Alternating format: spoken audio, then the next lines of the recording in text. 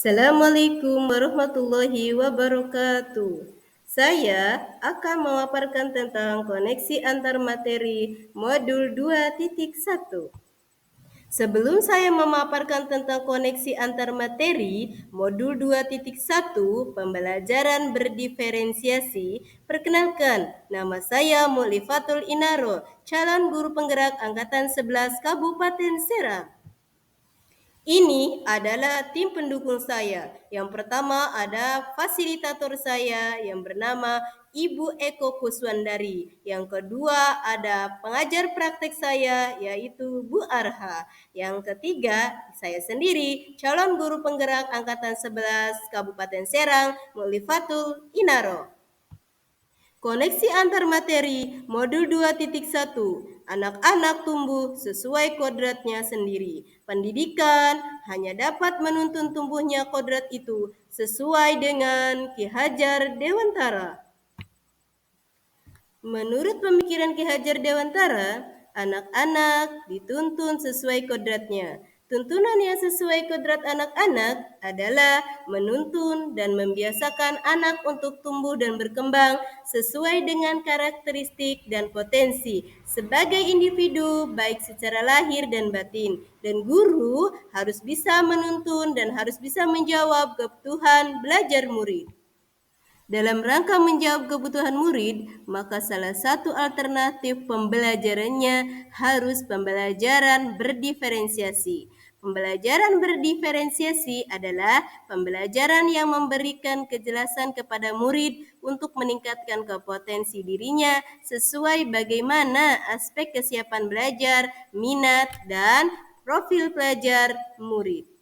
Dalam pembelajaran berdiferensiasi, guru perlu berkomunikasi dan harus ada hubungan saling percaya antar guru dan juga murid-muridnya agar kita tahu perasaan dan latar belakang, keinginan, minat dari murid-muridnya.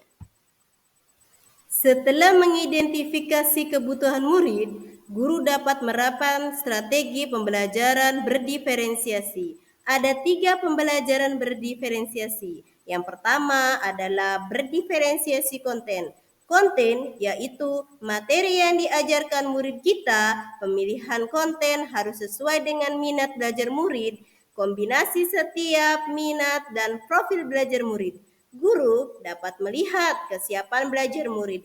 Apakah setiap murid siap untuk belajar secara konkret atau secara abstrak?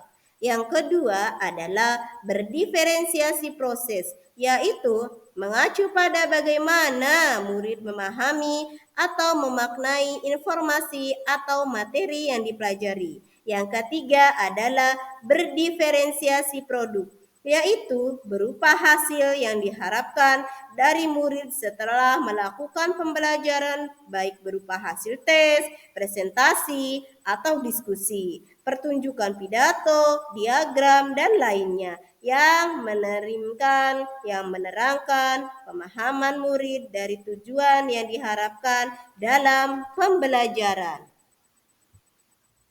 Dalam pembelajaran berdiferensiasi, penilaian formatif memegang peran sangat penting. Penilaian formatif dilakukan sesuai dengan pembelajaran yang masih berlangsung. Penilaian ini bersifat monitor. Proses pembelajaran dilakukan secara berkelanjutan serta konsisten, sehingga akan membantu guru untuk memantau pengetahuan, pemahaman, dan keterampilan murid yang berkembang dan sesuai dengan topik atau materi yang sedang dipelajari. Hasil dari penilaian ini akan menjadi sumber yang sangat berharga untuk mengidentifikasi atau melakukan kebutuhan belajar murid. Dalam pembelajaran penilaian proses ini, guru dapat mengetahui bagaimana ia akan melanjutkan proses yang ia lakukan dan memaksimalkan peluang bagi ketercapaiannya, serta pertumbuhan dan kesuksesan murid dalam materi atau topik tersebut. Pada akhirnya, dengan menerapkan pembelajaran berdiferensiasi, kebutuhan belajar murid sebagai seorang individu akan perlahan-lahan terwujud. Saya percaya bahwa kebutuhan belajar anak terpenuhi, maka mereka akan mencapai keselamatan dan kebahagiaan yang setinggi-tingginya, baik secara manusia maupun sebagai anggota masyarakat. Itulah pemaparan saya tentang koneksi antar materi modul 2.1 pembelajaran berdiferensiasi. Terima kasih. Assalamualaikum warahmatullahi wabarakatuh.